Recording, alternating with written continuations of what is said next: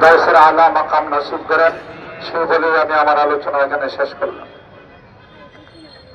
আমাদের বাড়ির যে মুরব্বীরা ছিল সকলেই তো আসতে পারে নাই। আমার বড় মামা অসুস্থতার কারণে হয়তো পিছনে আসছে। আমাদের ফ্যামিলির থেকে একটু কথা বলবেন আমাদের বড় ভাই হাফেজ ইরশাদ।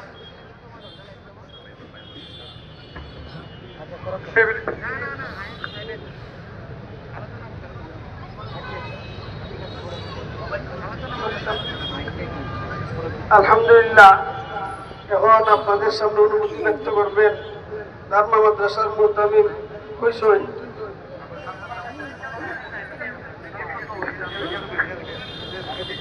সংক্ষিপ্ত অনুমতি ব্যক্ত করবেন হাফেজ মোহাম্মদ ইদ্রিস সাহেব।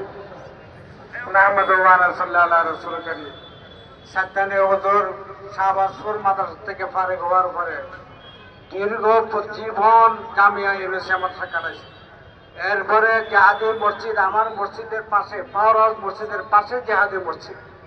বিকালবেলা চা খাইতাম একসঙ্গে। কাদিয়ানের যখন হকমরবতের আন্দোলন পুরাটাই মৌলানা শামসুল হক সাহেব আমাদেরকে সহযোগিতা করছেন। আমরা আন্দোলন করছি, আমরা জাহাদি মসজিদ তৈরিও করছি।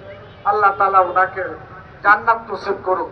সবাই বলেন আমিন। অনুমতি ব্যক্ত করবেন হযরত মাওলানা বুরহানুদ্দিন কাসিমি সাহেব। আসসালামু আলাইকুম ওয়া রাহমাতুল্লাহ। সাতেন হুজুর রাহমাতুল্লাহ আলাইহি যদি হিন্দুস্তান বা পাকিস্তানে জন্মগ্রহণ করতেন, হুজুরের যে হেকমতি কথাগুলি ছিল সেই কথাগুলো কিতাব আকারে ছাপত। আল্লাহ তাআলা হুজুরের জীবনের যাবতীয় নেক আমলকে উসিলা করে আল্লাহ জান্নাতের ফয়সালা করুক, সকলে বলুন আমিন।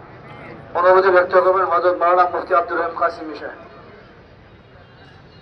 নাহমাদুহু ওয়া নুসাল্লি আলা রাসূলিল কারীম, আম্মা বাদ। হুজুর কত বড় ছিলেন, কত বড় মনের অধিকারী ছিলেন। যারা সবচেয়ে বড় মনের অধিকারী ব্রাহ্মণবাড়িয়া শহরে বড় আলেম, ওনারা ওনাদের অনুভূতি ব্যক্ত করে গেছেন।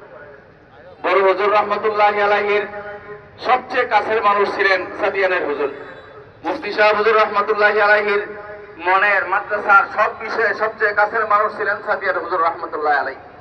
কাজেই বড় হুজুর এবং মুফতি সাহেব হুজুর রহমতুল্লাহি আলাইহি ওনাদের জবান দিয়া শুধু ছাত্রদের মা না, জামিয়ার মা, সারা ব্রাহ্মণবাড়িয়ার মা, এই লকবটা কে দিছে? যারা বাপের ভূমিকায় ছিলেন ছাত্রদের, তারাই মা হিসেবে ঘোষণা করছেন। বিশেষ করে প্রত্যেক ছাত্রের জীবনেই হুজুরের জিন্দেগির সাথে সম্পর্কিত বহু ঘটনা আছে। আমিও আমার সুখে দুঃখে মা যেরকম ভূমিকা রাখে তার চেয়ে আরো বেশি হযরতকে আমি পাইছি আমার জীবনে, ছাত্র জীবন থেকে শুরু করে হযরতের ইন্তিকাল পর্যন্ত।